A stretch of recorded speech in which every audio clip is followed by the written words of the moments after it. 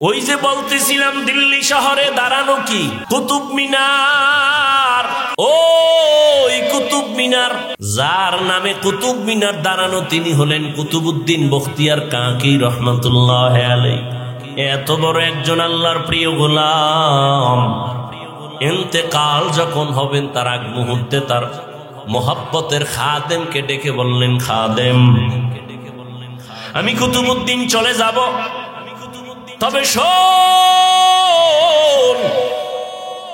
আমি মরে যাওয়ার পরে দুইটা কথা বলে গেলাম। এক নম্বরে যত দ্রুত পারো জানাজা কমপ্লিট করে দাফন করে ফেলবি, মাটির উপরে বেশিক্ষণ রাখবি না।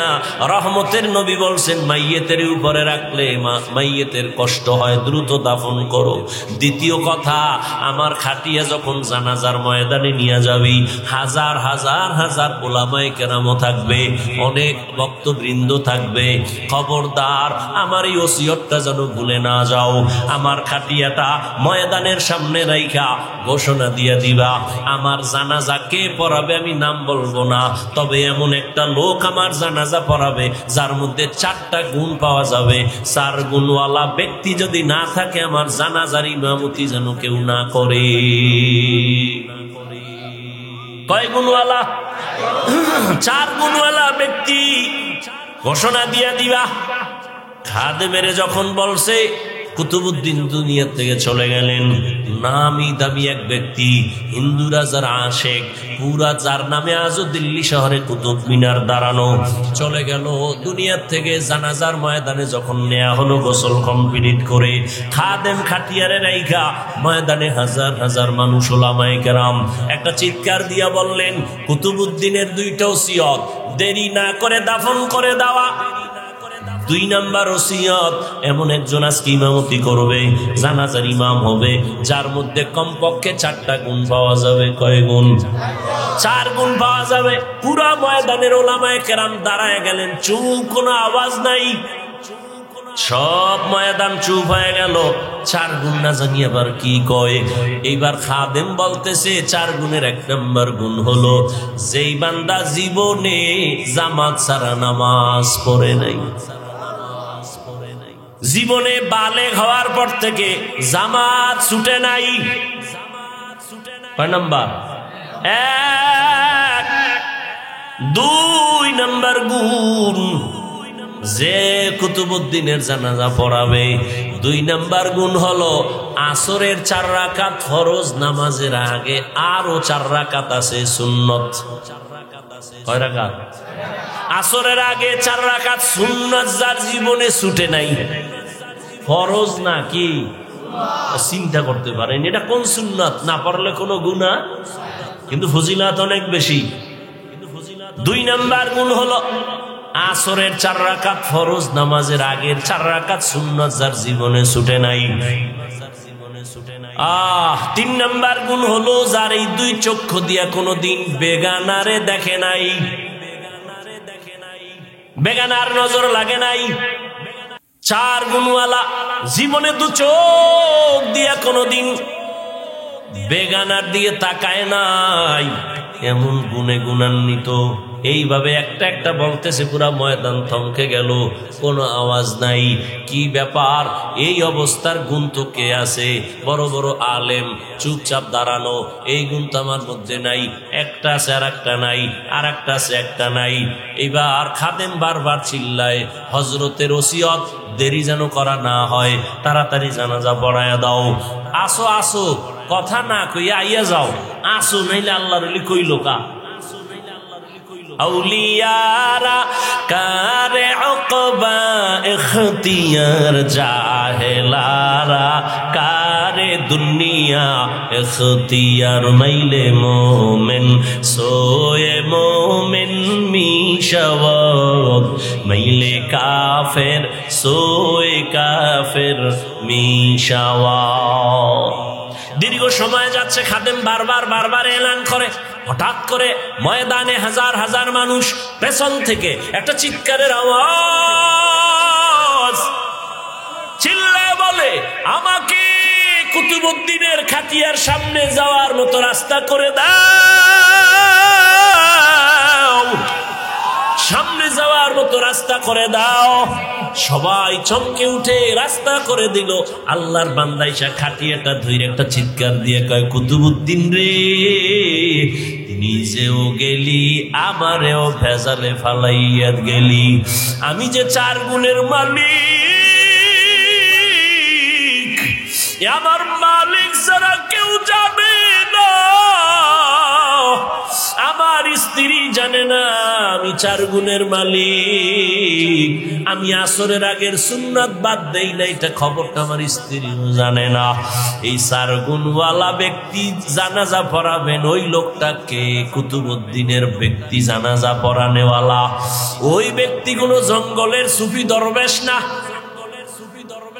সমস্ত ইতিহাসবিদরা ইতিহাসের পৃষ্ঠা খুঁজো, ওই লোকটা হলো তখনকার সময় রাষ্ট্র পরিচালনা করনেওয়ালা রাজনীতিবিদ নেতা আল্লামা শামসুদ্দিন আলতামাস রহমাতুল্লাহ আলাইহি।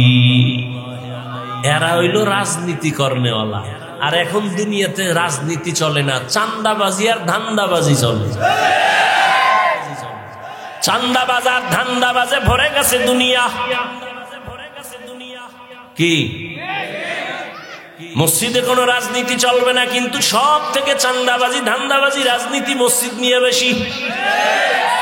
কথা ঠিক নেই? ওয়াজের প্যান্ডেলে রাজনীতির বয়ান চলবে না, কিন্তু রাজনীতি ছাড়া কোনো প্যান্ডেল নাই। রাজনীতির নেতার নাম না দিলে ওই ওয়াজই প্রায় বলতে গেলে হতেই দেয় না। ঠিক নেই? আসলে সমস্যা তো জায়গায় না, সমস্যা হলো সব চলবে, তবে আলেম ওলামারা মূল কথাগুলো উম্মতের সামনে বলতে পারবে না। ভেজাল। দুনিয়ার সবাই জানে ইসলাম শান্তির ধর্ম, একমাত্র ঠিকানা। ইসলাম ছাড়া শান্তি হবে না, সবাই জানে। চান্দাবাজও জানে, ধান্দাবাজও জানে, এরপরও মানে না কেন? কয় মানতে গেলে চুরি চলবে না, দুর্নীতি চলবে না। ভাইরা আমার, শামসুদ্দিন আলতামাস, এই যুবকরা, আকান্ত করে জীবনদারে কম নষ্ট করলি না। শিখার মতো কি গুগলে নাই, ইউটিউবে নাই কিছু? আকাম করো কা? নিজের জীবনের মায়া নেই, নিজের জীবনের মায়া নেই। মানুষ এরম নষ্ট হয়নি, মানুষ এরম নষ্ট হয়নি। নিজের ভালো তো রাস্তার ল্যাংটা পাগলেও বুঝে।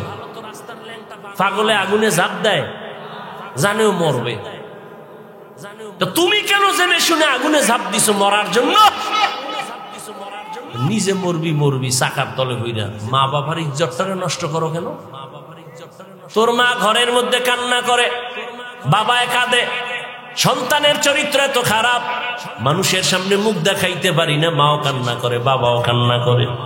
মনে হয় মনে মনে বলতে চায়, তুই যদি মইরা যাইতি মা বাবার দিলটা শান্ত হতো। তোর চরিত্র এত খারাপ। সারা রাত ঘরের মধ্যে মোবাইল চালাও, বন্ধু বান্ধবী নিয়ে আড্ডা দাও, মায়ের এখন টাকা দেয়, নাইলে মাইরে ফালামু। দেখো না কয়েকদিন আগে বাবারে মাইরে সেলফ মারছে, কয়েকদিন আগে বাবাকে মেরে ফেলছে। এরে নবীর আশেক, সময়টারে কাজে লাগাইও। ওয়াল আসর, আর আসরের সময়টারে কাজে লাগাও, আসরের নামাজটারে কাজে লাগাও। তার মানে শুধু আসর পড়বে, আর একটাও না। হ্যাঁ, খবরদার, 1 ওয়াক্ত নামাজ যেন ছুটে না যায়। ও আমার যুবক বাবারা, বৃদ্ধ বাবাজিরা, পর্দার আড়ালের আম্মা জানেরা, বোনেরা, আপনি ব্যবসা করেন, চাকরি করেন, চা করেন, সংসার চালান, সব ঠিক আছে। স্কুলে পড়ো, যুবক তুমি কলেজে পড়ো, যাই করো না কেন, 5 বেলার নামাজ পড়ো, ডাক্তার হও, ইঞ্জিনিয়ার হও, যা কিছু হও, ইসলাম তোমাকে বাধা দিবে না। 2 ঘন্টা সময় কাজে লাগাইও, 5 বেলার নামাজ, শিক্ষকের দোয়া নিয়া, মা বাবার দোয়া নিয়া, উলামায়ে কেরামের দোয়া নিয়া সামনে চলিও। কারো বিরুদ্ধে লাইগো না রে বাবা, নিজেরে নিয়ে একটু ফিকির করো। ডাক্তার হলে আদর্শবান ডাক্তার হও, চরিত্রবান ইঞ্জিনিয়ার হও, চরিত্রবান প্রফেসর হও, চরিত্রবান একজন টিচার হও। দেখবা সম্মান শুধু সোনার গানা, পুরা দেশের মধ্যে তোমার সুনাম অর্জন হবে, আল্লাহ তোমার সম্মান বাড়াবে। সেক্ষেত্রে লাগবে মা বাবার দোয়া, শিক্ষকের দোয়া, উলামায়ে কেরামের দোয়া। এদের সাথে যদি বেয়াদবি করো, জীবনটা বরবাদ হয়ে যাবে। বেয়াদবি করিয়া ডাক্তার হইয়াও জুতা খাইয়া দেশ ছাড়লো, এমন ডাক্তার হইয়া লাভ আছে? বোরকার বিরুদ্ধে আজীবন বয়ান দিয়া তাসলিমা নাসরিন বোরকা পরিয়েই পালায় গেল। এরে আল্লাহর বান্দারা, শিক্ষা নেও। টাকার পিছনে ঘুরো না। টাকা কি তো ময়লা, তোমার পিছনে টাকা ঘুরবে। চরিত্র ঠিক করে আগাও। এই বহু ভালো ভালো ডাক্তারেরা সিরিয়াল দিয়ে শেষ করতে পারে না রোগী, খালি একটু কলমের খোসা দেয়। কত সম্মান তাদের, খালি হুজুর হইলি সম্মান। এগো সম্মান আছে না? তাহলে তোমার মতো চরিত্রহীন হইলে জীবন ওই সম্মান পাইত। চরিত্র অমূল্য সম্পদ। এরে আম্মা জানেরা, সন্তানটাকে ডাক্তার বানাবেন, ইঞ্জিনিয়ার বানাবেন, বেয়াদব বানাবেন না। সন্তানটা যেন চরিত্রবান ইঞ্জিনিয়ার হয়, চরিত্রবান আদর্শবান একজন ডাক্তার হয়, প্রফেসর হয়। মা বাবার দোয়া নিয়ে চলে, ব্যবহার ভালো করে, বন্ধু বান্ধবের সাথে আচরণ ভালো করে, আলেমের দোয়া নিয়ে চলবে। এমন একটা সন্তান রেখে যাবেন, জেনারেল লাইনে থাকলেও নামাজ ছাড়বে না, জেনারেল লাইনে থাকলেও কারোর সাথে খারাপ আচরণ করবে না, শিক্ষকের সাথে বেয়াদবি করবে না, উলামায়ে কেরামের সাথে বেয়াদবি করবে না। এমন একটা সন্তান রেখে যাবে। আর সেক্ষেত্রে আপনি মায়ের দোয়া লাগবে, অবদানও লাগবে। কারণ গাছ ভালো হলে ফল ভালো হবে, মা বাবার আদর্শ ভালো হলে সন্তান ভালো হবে। এরে আম্মা জান, একটা আদর্শবান সন্তান বানানোর জন্য আপনি মাকে আদর্শওয়ালা হতে হবে। স্বামীর খেদমত করবেন, স্বামীর মাল হেফাজত করবেন, মোবাইলে সময় নষ্ট করবেন না। আপনি যদি উল্টা পাল্টা করেন, সন্তানও কিন্তু ওই শিক্ষা নিয়েই দুনিয়াতে চলবে। আপনি যদি উল্টা পথে চলেন, সন্তানও উল্টা দিকে চলবে। অতএব সন্তানটাকে ভালো বানাবার জন্য নিজে গুনাহ থেকে ফিরে যান, মোবাইল থেকে ফিরিয়ে যান, স্বামীর সাথে ভালো আচরণ করেন, স্বামীর সম্পদ হেফাজত করেন, পর্দা করেন, নামাজ পড়েন। আপনার মতো কত মা পর্দাওয়ালা নামাজি এলাকায় আছে, মোবাইলে সময় নষ্ট করে না, অভাব নাই। ও বৃদ্ধ বাবাজি, আপনার মতো বুড়ারা নামাজ পড়ে মসজিদে, আপনি কেন পারবেন না? ও যুবক বাবারা, তোমার মতো কত যুবক স্কুল কলেজে পড়ে, চাকরি করে, ব্যবসা করে, নামাজ পড়ে, দাড়িওয়ালা নাই? ওয়াল আসরি ইন্নাল ইনসানা লাফি খুসর, আসরের শপথ, নিশ্চয়ই সমস্ত মানুষগুলো জাহান্নামে যাবে। ইল্লাল্লাযীনা আমানু ওয়া আমিলুস সালিহাত, কিন্তু যারা ঈমান আনবে, আমলে সালেহ করবে, ওয়া তাওয়াসাউ বিল হাক্কি ওয়া তাওয়াসাউ বিস সাবর, ঈমান আমলের দাওয়াত অন্যকে প্রদান করবেন। যারা ঈমান আমলের বিরুদ্ধে চলে তাদেরকে বাধা প্রদান করবেন। এই গুণে গুণান্বিতরা কখনো জাহান্নামে যাবে না। রহমতের নবী বলেন, কুল্লু উম্মতি ইয়াদখুলুনাল জান্নাতা ইল্লা মান আবা, সব উম্মতেরা জান্নাতে যাবে, যারা আমি মুহাম্মদকে মানে না তারা যাবে না। কিলা মান আবা, সাহাবায়ে কেরাম বললেন, পয়গম্বর আপনাকে অস্বীকার করে, মানে না, তারা কারা? ক্বালা মান আতাআনি দাখালাল জান্নাতা ওয়া মান আসানি ফাকাদ আওয়া। রহমতের নবী বলেন, যে আমার অনুসরণ করবে সে জান্নাতে যাবে, আর যে আমার বিরোধিতা করবে সে আমাকে অস্বীকার করার কারণে জাহান্নামে যাবে।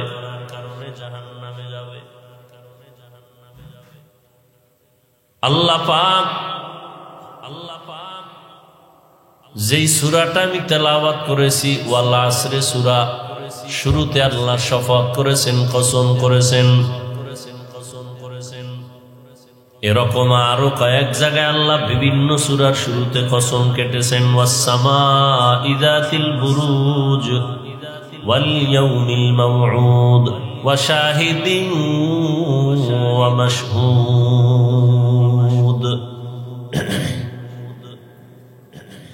والتين والزيتون وطور سينين وهذا البلد الأمين والشمس وضحاها والقمر إذا تلاها والنهار إذا جلاها والليل إذا يغشاها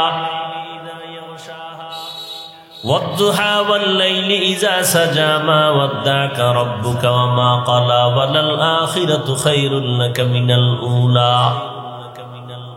আসমানের কসম, জমিনের কসম, সূর্যের কসম, চাঁদের কসম, রাতের কসম, দিনের কসম, সূর্যের আলোর কসম, চাঁদের আলোর কসম, রাতের অন্ধকারের কসম, তিনের কসম, জৈতুনের কসম, তুর পর্বতের কসম, নিরাপদ শহর মক্কা নগরীর কসম। এরকম আল্লাহ সূরা আসরে বলেন, আল্লাহ আসরের শপথ। আল্লাহ পাক রব্বুল আলামিন বারবার শপথ করলেন কেন? আমরাও মাঝে মাঝে শপথ করি, কসম করি। আমাদের শপথের কারণ হলো, ভাইজান আমার এই কথাটা এমন, কয় বুঝি না, মানি না, কয় কসম খেয়ে বলছি, কয় আমানি। তাহলে আমরা যে কসম কাটি, এটা সন্দেহ দূর করার জন্য কসম কাটি, বিশ্বাস মজবুত করার জন্য। কিন্তু আল্লাহর কথায় কোনো ভুল নাই, কোনো মিথ্যা নাই, আছে? তাহলে আল্লাহ কসম করলেন কেন? যদি ভুল থাকতো বুঝা গেল, কসম খাইয়া ভুলটা সব শোধরায় দিলেন, সন্দেহ দূর করলেন। আল্লাহ বলেন, যালিকাল কিতাবু লা রাইবা ফীহি, এটা এমন একটা কিতাব যার মধ্যে কোনো সন্দেহ নাই, সন্দেহের অবকাশ নাই। তো কসম করলেন কেন? উলামায়ে কেরাম জবাব লিখেছেন, আল্লাহর সব কথা সত্য, কসমের আগেও সত্য, কসম করার পরেও সত্য, সব কথা কোনো ভুল নাই। এবং চ্যালেঞ্জ করা সত্য, যাকে মিথ্যা প্রমাণ করার ক্ষমতা কিয়ামত পর্যন্ত কারো হবে না। অনেকে অপচেষ্টা করিয়াও ব্যর্থ হইয়া কালেমাওয়ালা হয়ে গেছে। ই কালামে জিন্দা কুরআনে হাকিম, হিকমতে উলায়াজালাস্তু কদিম। এত সুন্দর আল্লাহর কোরআন, আল্লাহ শপথ করলেন কেন? অনেকগুলো জবাবের নির্যাস হলো। আল্লাহর কথা সবই সত্য, সবই গুরুত্বপূর্ণ, তবে কসমের কথাটা আর একটু গুরুত্ব বেশি বুঝাবার জন্য। 2 নাম্বার কথা হলো, আল্লাহ যেই জিনিসের উপরে শপথ করেছেন ওই জিনিসটা বড় মূল্যবান সম্পদ, এটাও বুঝাবার জন্য। যেমন আসমানের কসম করেছেন, আসমান বড় দামি একটা সম্পদ, বুঝাবার জন্য। জমিনের কসম করেছেন, জমিন একটা অমূল্য সম্পদ, বুঝাবার জন্য। তিনের কসম করেছেন, তিন একটা দামি আল্লাহর বানানো ফল, এটা বুঝাবার জন্য। জৈতুন একটা দামি জিনিস, আল্লাহ বুঝাবার জন্য শপথ করেছেন। তুরে সিনা, সিনা উপত্যকা, মুসা নবী যায় কথা বলতেন আল্লাহর আদালতে, মুসা নবীর ওই জায়গায় আল্লাহ কিতাব দান করছেন। ওই জায়গাটা বড় দামি, ওই জায়গাটা বড় দামি, এতটাই দামি, এতটাই দামি, আল্লাহ বুঝাবার জন্য শপথ করেছেন। রাতের কসম করেছেন, রাত বড় অমূল্য সম্পদ। অন্ধকারের কসম করেছেন, অন্ধকার বড় দামি একটা সম্পদ। দিনের কসম, দিন একটা অমূল্য সম্পদ। দিনের আলো একটা অমূল্য সম্পদ। দিন আছে, আলো নাই, মানুষ বেকার হয়ে কাঁদে। রাত যদি হয় অন্ধকার না থাকে, এই রাত কেউ চায় না। হাজারো ঘুমের বাহানা করবে, ঘুম আসবে না। রাত বড় জমিনে মানুষের জন্য, সব মানুষের জন্য, সব সব মানুষের। রাতের আধারের এতটা দাম, রাত্র যত গভীর হয় মানুষের ঘুমের মধ্যে তত মজা বাড়ে। নীরব হয়ে যায়, গাছের পাখিরাও ঘুমায়, জমিন ঘুমায়, আসমান ঘুমায়, নদীর মাছ ঘুমায়, পশুরাও ঘুমায়, পাখিরাও ঘুমায়। মানুষ যখন রাতের বেলা গভীর অন্ধকারে গভীর ঘুমে চলে যায়, সারা দুনিয়ার চিকিৎসা বিজ্ঞানীরা বলে রাতের ঘুম প্রত্যেকটা মানুষের শরীরকে সুস্থ রাখার জন্য এক মহা ফ্রি ঔষধের নাম। একটা মানুষ 2 দিন না ঘুমাইলে পাগল হয়ে যায়, চেহারাও ঠিক থাকবো না, খানা দানা ঠিক নেই, খালি বাথরুমে হইয়া থাকবে, খালি একটা ঘুম হয় নাই টাইম মতো, বেহুশ। বউরেও চেনে না, মায়েরও চেনে না, মাইয়ে হোলা চেনে না, দোকানদারি সব আউলা চলা, মানে জিন্দগিটা বরবাদ হয়ে গেছে। 3 দিনের ঘুম নাই। ঘুম এক অমূল্য সম্পদ। ওয়াজআলনা আল-লাইলা লিবাসা ওয়াজআলনা আন-নাহারা মাআশা। রাতের ঘুম শরীরের মহা ঔষধ। তুমি হাজারো পর্দা লাগাইয়া সূর্যের আলোতে যদি তুমি ঘরের মধ্যে ঘুমাও, রাতের 1 ঘন্টা ঘুমের মজা আর বরকত দিনের 10 ঘন্টায়ও মিলবে না। রাতের ঘুম শরীরের ঔষধ। কিন্তু সেই ঔষধ নষ্ট করার জন্য সারা দুনিয়ার বিধর্মীরা মুসলমানের মোবাইল দিয়া জীবনটাকে বরবাদ করে ফেলেছে। হাসতে হাসতে জীবনটা নষ্ট হবে, টেরও পাবে না। তাই হচ্ছে। রাতের ঘুম নাই, মাথা ঠিক নাই, ব্রেন মাথা গরম, চোখের পাওয়ার কম। রাতের ঘুম বন্ধ করে সারা রাত মোবাইল নিয়ে ব্যস্ত থাকার কারণে মাথা ব্যথা বেড়ে গেছে, কিডনির উপরে চাপ আসতেছে, হার্ট দুর্বল হচ্ছে, লেখাপড়া ধ্বংস হয়ে যাচ্ছে, চরিত্রের তো খবরই নেই। গর্বা সুরত আদমি ইনসাবুদে আহমদ বু জাহলো হামেক সাবুদে আদমিরা আদমিয়ত লাজমাস আউদে রাগার বুনা বশুদ হি জামাজ আদমিয়ত লাহমু শাহমু পুশতে নিস আদমিয়ত জুজরে যায় দুসতে নিস। এক রাত ঠিক মতো যদি ঘুমাইতে না পারি, পরের দিন বার বয়ান করতে পারি না, মাথা গরম, কণ্ঠ বৈশা যায়। রাতের ঘুম সুস্থতার জন্য এক মহা ঔষধ, বিনা টাকার এক ঔষধ, অমূল্য এক সম্পদ। রাতের কসম, আল্লাহ বলেন ওয়াল আসরের শপথ, আসর বড় দামি একটা সম্পদের নাম। বলে এটা কেমন? বলে আসর একটা দামি সম্পদ। শুধু আসর শব্দটা নিয়ে যদি বয়ান করি টাইম শেষ হয়ে যাবে।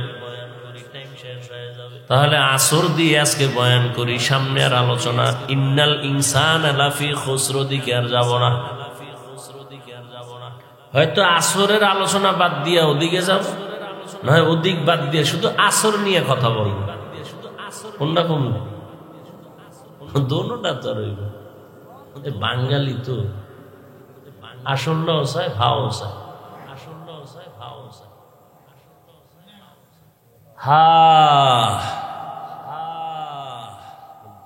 আল্লাহ হেদায়াত দান করুন। এদিক দিয়ে যে আমার অবস্থা টাইট হইব, এদিক অবস্থা টাইট হইব। জিন্দেগি মে বন্দগি তু করনা হে,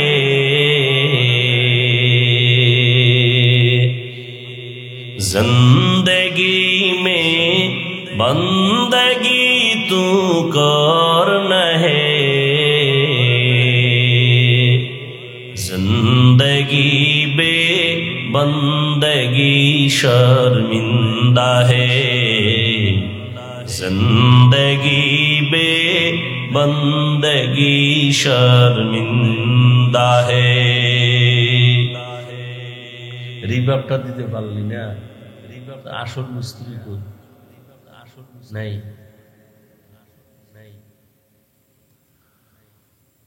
यहाँ हम सब मुसाफिर दिल ना लगा।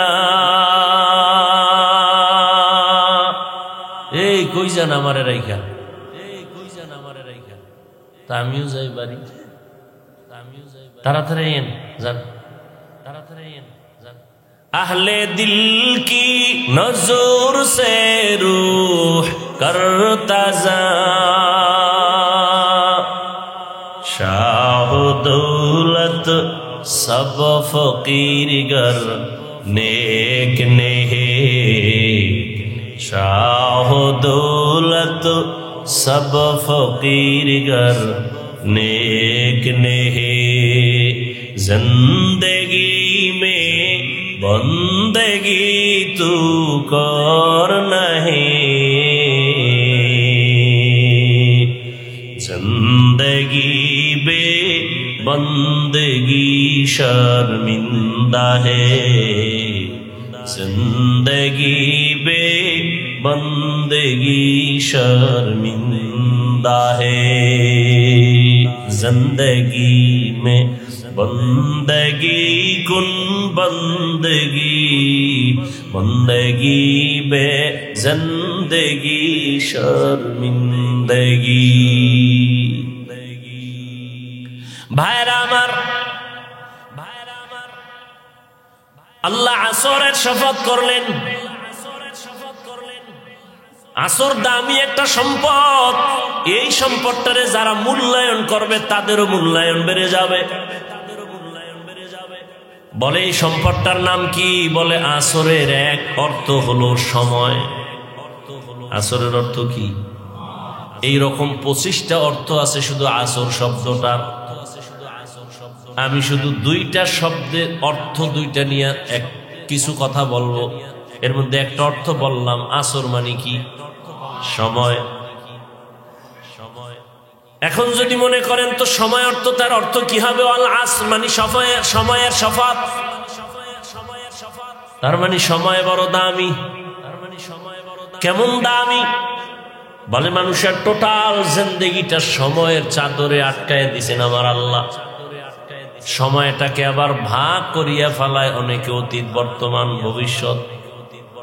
প্রত্যেকটা মানুষ সময়ের চাদরে আটকানো। সময় ছাড়া খাইতেও পারে না, ঘুমাইতেও পারে না, বাথরুমও যেতে পারে না। সময় সময় সময়, ঠিক নেই? একটা সময় চলে গেল, আর একটা চলতেছে, সামনে আর একটা সময় আসতেছে।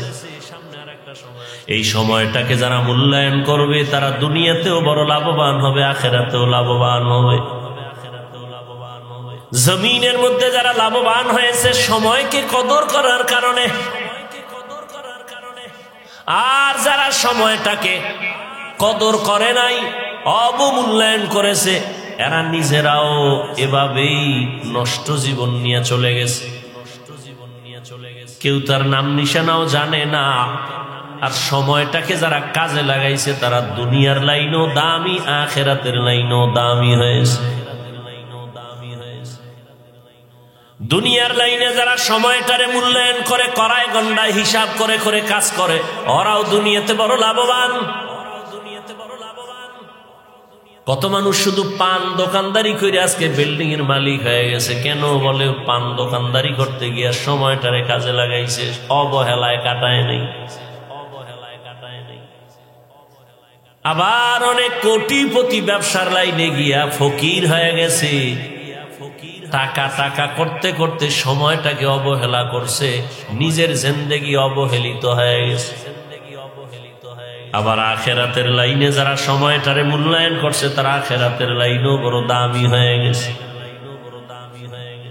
যারা আখিরাতের লাইনে সময়টাকে মূল্যায়ন করে নাই তাদের দাম কমে গেছে, দামও বাড়ে নাই। আম্বিয়া কেরাম, সাহাবায়ে কেরাম, আউলিয়া কেরাম সময়টারে এত মূল্যায়ন করতেন, একটা মুহূর্ত সময় তাদের আল্লাহর স্মরণ ছাড়া যায় না, যে কারণে তারা মরিয়াও অমর। আজও পর্যন্ত তাদের নাম না নিলে কোনো বক্তার বয়ান জমে না। কি রহমতের নবীর বয়ান, নবীদের কথা শুনলে মানুষ জিম ধরে বসে থাকে, চোখে পানি এসে দিল নরম হয়। সাহাবায়ে কেরামের ইতিহাস বড় করুন, সময়টারে এত মূল্যায়ন করেছেন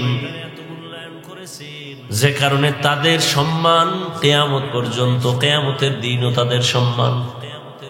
একটা সেকেন্ড সময় তারা অপচয় নষ্ট করে নাই। সময়টারে কাজে লাগাও, সময় থাকিতে করো উন্নতি কামনা, সময় হারিয়ে গেলে আর পাইবা না। জীবন থেকে একটা সেকেন্ড চলে গেল, একটা মিনিট চলে গেল, একটা দিন চলে গেল, হায়াতের একদিন কমে গেল। বয়স বাড়ে, হায়াত কমে। আপনার আমার বয়স যত বাড়ে তত হায়াত কমে। দেখেন না, এখন সময় কম, বরকত কি কম। আম্মা জানেরা গ্রাম এলাকায় ভাত রান্না করে, ভাত লাকড়ি দিয়ে রান্নত, সময় একটু বেশি লাগতো না? এই কথা ঘুমাইতেছেন, একটু বেশি লাগতো না? মজা কম ছিল।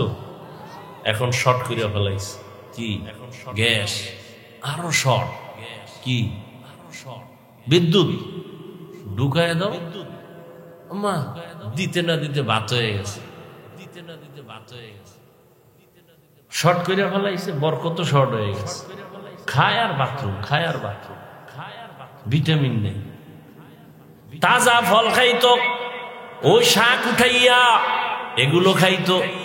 এখন তো ঘরের দরজায় ভ্যান নিয়ে হাজির হয়ে গেছে। অসময় এত সবজি কেন? ফিরি নিয়ে আসছি, ফিরি, বরকত নাই। আর মানুষ কষ্ট করে যেই জিনিস কামাই করে ওই জিনিসে মজাও বেশি। আর এখন আপডেট, যত আধুনিকতা ততই বরকত কম। ফ্রিজে রাখে, ফ্রিজের খানায় বরকত নাই। ভিটামিন সব কমতেছে কমতেছে, শুধু পেটটা ভরে এইটাই কাম। শরীর দুর্বল হয়ে গেছে, কি মুরব্বীরা, ছোটবেলা পান্তা ভাত কাঁচামরিচ খাইয়া যে একটা যুদ্ধ করছিলেন, এখন কর্মা পোলাও বিরিয়ানি খাও সেই শক্তি আর আইয়ে না, আসে কোনো না। ভিটামিন খাইয়া আরো পাতলা পায়খানা শুরু হয়ে গেছে। ভাইরা আমার, সময়টারে যত মূল্যায়ন করেছে, খানার মধ্যে সময় দিছে আম্মা জান, খুব গভীর ভাবে সময় লাগায় পাকাইছে খানার মধ্যে, মজা খুব গভীর ভাবে।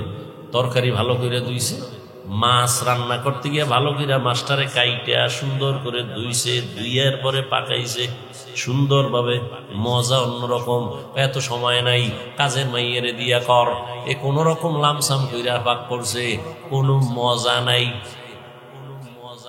মজা নাই, বরকত নাই, বরকত নাই। সময় বড় দামি এক সম্পদের নাম। 24টা ঘন্টার পর্দার মধ্যে আল্লাহ মানুষের আটকায় দিছেন। বান্দা তুমি সময়টারে কাজে লাগাও। দেখেন না, রমজান মাসে হিন্দুরা ব্যবসা করে 11 মাসের থেকে লাভ বেশি, দোকানওয়ালাটায় লাভ, 12 মাস ঔষধ বিক্রি করেনেওয়ালা রমজানে লাভবান অন্য মাসের তুলনায় বেশি। ব্যবসায়ী অনেক লাভবান রমজানের কারণে। কেন? 11 মাস যেই পরিমাণ সময়টারে কাজে লাগাইছে, রমজানে তার থেকে বেশি কামে লাগাইছে। 11 মাস দোকান খোলে 8টা থেকে 8টা, রমজানে সব সময় খোলা। 11 মাস কর্মচারী 2 জন, রমজানে 5 জন। কাজে লাগাইছে, লাভবান বেশি হয়ে গেছে। আবার শর্টে মারতে যাইয়া হেডায় ভেজাল লাগে। আমাদের পরনের একটা কাপড় বানাইতে সময় বেশি দেয় তো ভালো হয়। একটা কাপড়, মহিলাদের একটা কাপড় সেলাই করতে গিয়ে সময় সুন্দর করে দেয়, আস্তে আস্তে যে কাজটা করে এটা ভালো। কিন্তু শর্টে মাইরা যে কাপড়টি বানাইছে জাকাতের কাপড়, রেডি অন টাইম, পরলেই সদরঘাট, কথা ঠিক নেই। পৃথিবীতে 3rd ক্লাসের কাপড় আর কোন কোম্পানি জাকাতের কাপড় ছাড়া বানায়?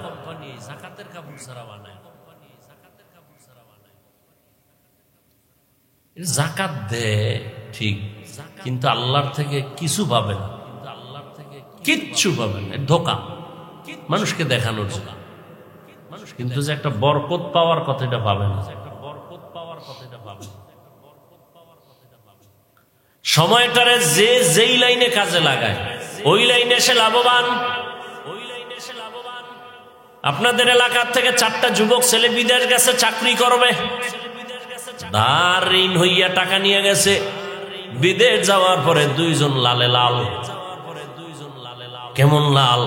কয় ঋণ আদায় করছে আর বাড়িতে বিল্ডিং, ঢাকার শহরে জায়গা, ফ্ল্যাটের মালিক, আর দুইজন ওদের ঘরে ইন্দুর পরে আর মরে, ঋণই আদায় করতে পারে নাই।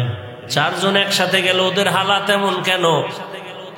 ওগো দুইজনারে ধৈর্য ফেলায় জিগাইলাম, কিরে তোদের অবস্থা এমন কেন? কয় জানি না, আমরা তো ডিউটি ঠিক মতোই মালিকেরটা করছি। যারা লাল হইল জিগাইলাম কি ব্যাপার? কয় ডিউটি 8 ঘন্টা ছিল, আমরা 16 ঘন্টা ডিউটি ওভার ডিউটি কইরা কইরা সময় কাজে লাগাইছি। কারণ ঘুমাবার জন্য বিদেশ আসি নাই, কারণ আমার মাথার উপরে আমার আম্মা বসা, আব্বা বসা, স্ত্রী আছে, ভাই বোন আছে, এদের কামাই রুজির চাপ আমার মাথার উপরে, ঋণের বোঝা মাথায়, বাড়ির খরচের মাথায়, ঈদের খরচ আমার মাথায়। এজন্য মালিকের ডিউটি শেষ হওয়ার পরে ওভার ডিউটি করে করে সময় কাজে লাগাইছে। আর ওই দুইটায় টুকটাক কাজ করছে, ওবার তো দূরের কথা, যা পাইতো দিয়া গাঞ্জা মাঞ্জা খাইয়া সাইজে চেহারাটা বান্দর বানাই গেছে। বিদেশের ঘরে রুম আছে। আল্লাহ হেদায়াত দান করুন। সময়টারে কাজে লাগাইছে তো দাম বেড়ে গেছে। আখিরাতের লাইনে যারা সময়টারে কাজে লাগাবে তাদের সম্মান।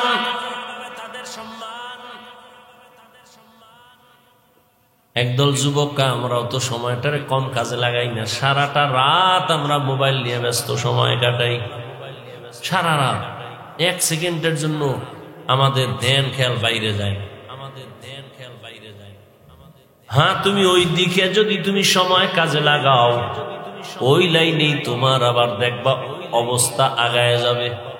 চরিত্র নষ্টের দিকে তুমি সময় দিছো, চরিত্র পুরাটাই নষ্ট, আর ভালো হওয়ার কোনো মেডিসিন নাই। আর ভালো হইব না। আকাম কইরা যারা সময় নষ্ট করছো, চোখ শেষ, আর পৃথিবীর কেউ ভালো চোখ দিতে পারবে না। কিডনি শেষ, ভালো কিডনি আর কেউ দিতে পারবে না। সময় থাকতে অন্ধ হয়ে গেল, জীবন শেষ, যৌবন শেষ, লেখাপড়া শেষ, চরিত্র শেষ, আছে বলতে কিচ্ছু নাই। ভিতরে একটা রুহু আছে, রুহু, এটা আজরাইল নিয়ে গেলে তুইও নাই, জিন্দেগি বরবাদ। ভাইরা আমার, আল্লাহ বলেন 24টা ঘন্টা তুমি কাজে লাগাও আমার মহব্বতের সাথে, দেখবা। বলে কেমন করে কাজে লাগাইবা? দুনিয়ায় তোমাকে পাঠাইছি, তোমার চাকরি করো বাধা নাই, ব্যবসা করো বাধা নাই, লেখাপড়া করো বাধা নাই, সংসার চালাও বাধা নাই। আমি আল্লাহ এমন ভাবে সময়টারে ভাগ করে দিলাম, 24টা ঘন্টার মধ্যে 22 ঘন্টার সময় তুমি তোমার কাজে লাগাও। ব্যক্তি কাজে ব্যয় করো 22 ঘন্টা, ব্যবসার কাজে, চাকরির কাজে, সংসারের কাজে, সন্তানের হক আদায় করো, মা বাবার হক আদায় করো, ভাইয়ের হক আদায় করো। 24টা ঘন্টার 22 ঘন্টা তোমার দোকানে লাগাও, লেখাপড়ায় ব্যয় করো, চাকরিতে ব্যয় করো। বাকি থাকলো কয় ঘন্টা? 2টা ঘন্টা বান্দা তুমি আমি আল্লাহর মহব্বতে ব্যয় করো, তোমার কল্যাণে। মাত্র 2টা ঘন্টা আমার কল্যাণে তুমি ব্যয় করো, তাও একসাথে না, তোমার কষ্ট হবে। আমি এমন ভাবে দিছি 2 ঘন্টা সময় তুমি আমার রাস্তায় ব্যয় করবা তোমার কল্যাণে, তা একত্রে দেই নেই, যাতে তোমার ব্যবসার ক্ষতি না হয়, চাকরির ক্ষতি না হয়, ঘুমের ক্ষতি না হয়, সংসারের ক্ষতি না হয়। সব ঠিক রাইখা আমি 2টা ঘন্টা দিলাম ঠিকই, তবে ভাগ ভাগ ভাগ ভাগ করে দিয়ে দিছি। বলে কেমনে? বলে ঘুম থেকে তুমি উঠবা, 4 রাকাত নামাজ পড়বা, ফজরের 20 মিনিট সময় দিয়ে তুমি তোমার কাজে বের হয়ে যাও। আবার তুমি দোকানে যাও, চাকরিতে যাও, জোহরের আজান যখন হবে আবার 20টা মিনিট সময় দিয়ে তুমি 10 রাকাত নামাজ পড়ো, খানা খাও, গোসল করো, আবার দোকানে চলে যাও, অফিসে চলে যাও। দীর্ঘ টাইম তোমার কাজ করার পর আবার তুমি আসরের টাইমে 4 রাকাত নামাজে 20 মিনিট সময় দাও। 20 মিনিট দিয়ে তুমি আবার দোকানে যাও, তোমার চাকরিতে যাও, তোমার সংসারের কাজে যাও। আবার মাগরিবের আজান দিবে, 5 রাকাত নামাজে আবার 20 মিনিট সময় দিয়ে বের হয়ে যাও তোমার ব্যক্তি কাজে।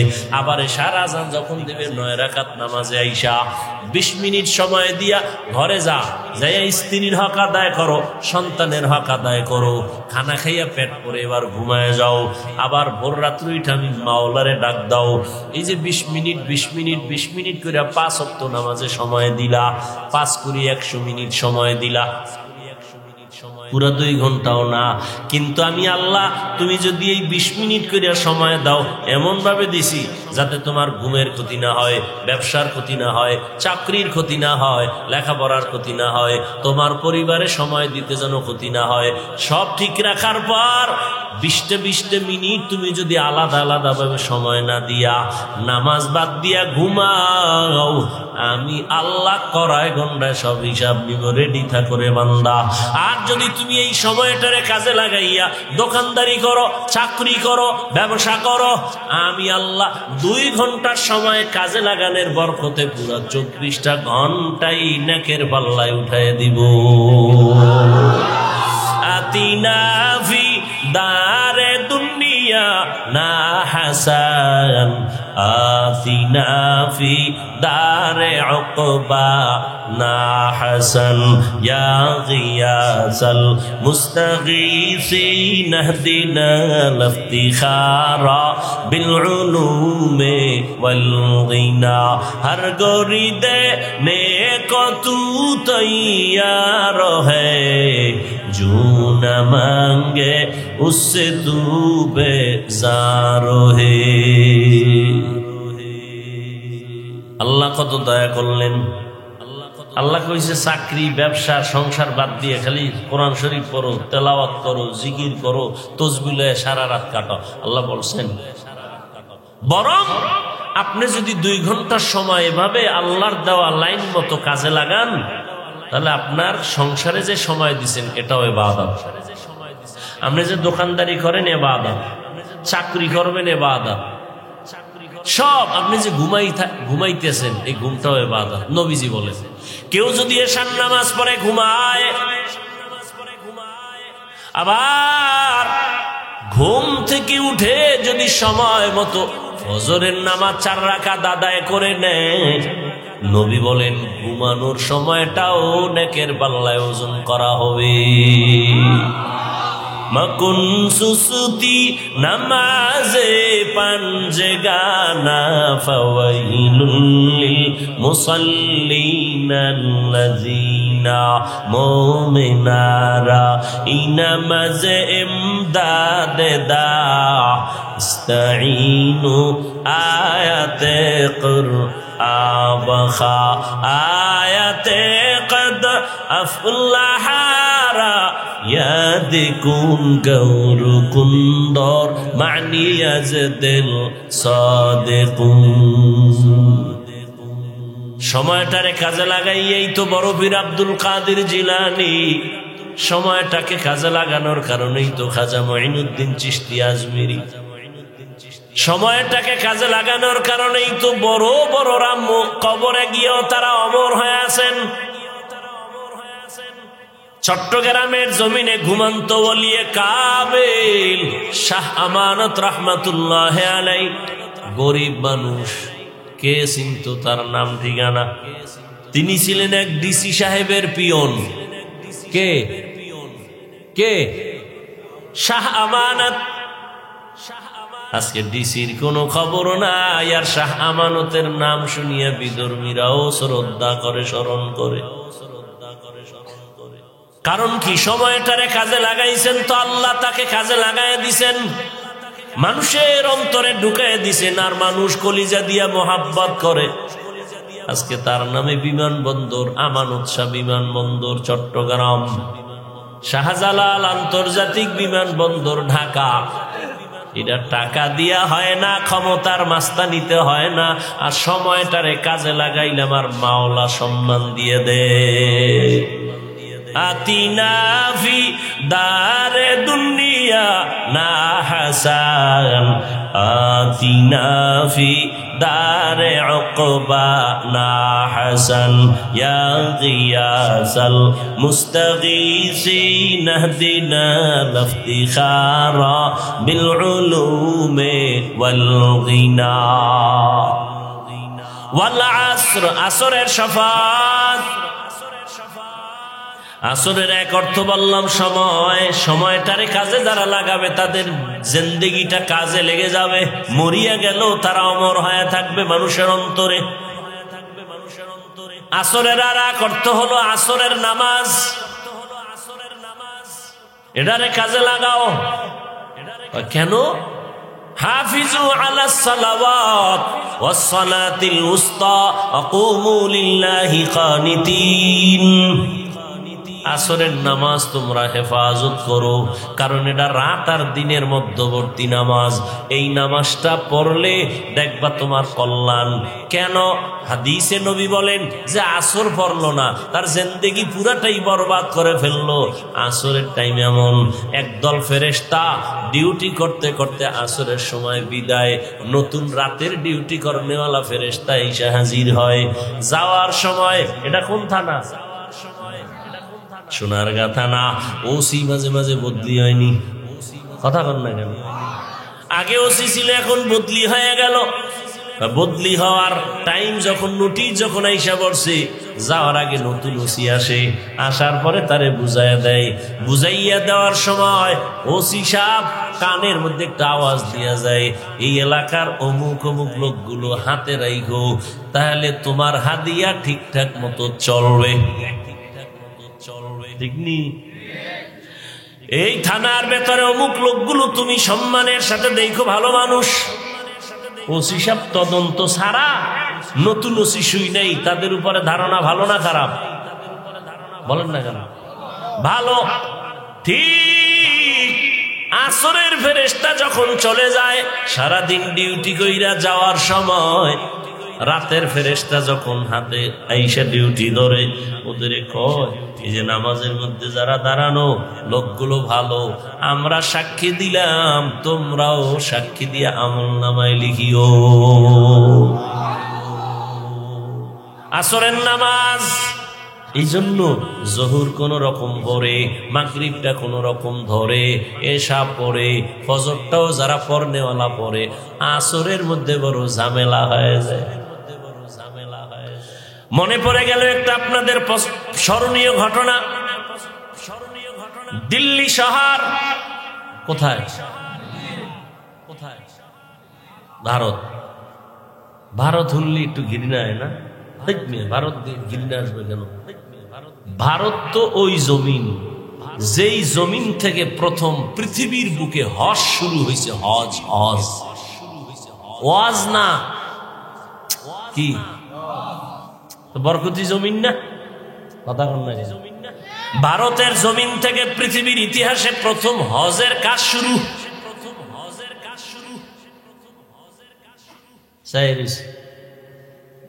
এতদিন হুনসি গিয়ে কি কয় আন্দাজ?